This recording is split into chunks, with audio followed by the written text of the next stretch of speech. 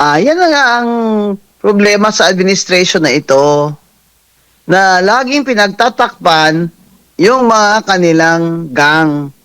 At nakikita na naman nila na to divert the attention of the public sa mga kakorupsyon nila, impeachment complaint na naman sa Vice President.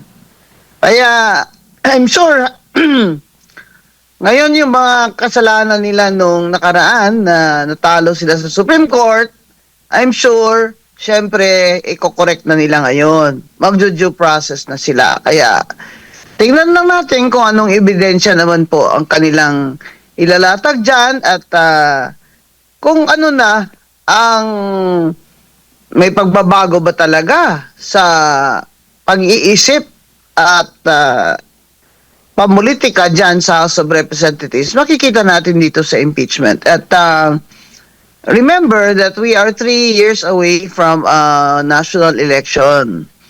And sa panggigipit nila kay Vice President Sara, lalo naman itong with her back against the wall, she has to run. Kasi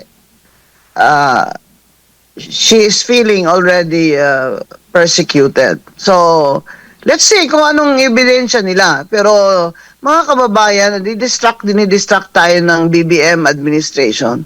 Dahil, grabe na mga protesta natin, lahat na ng relihiyon ay sumasama sa protesta. Kaya, dinidistract nila tayo. And they're diverting the people's attention to their enemy. Kaya,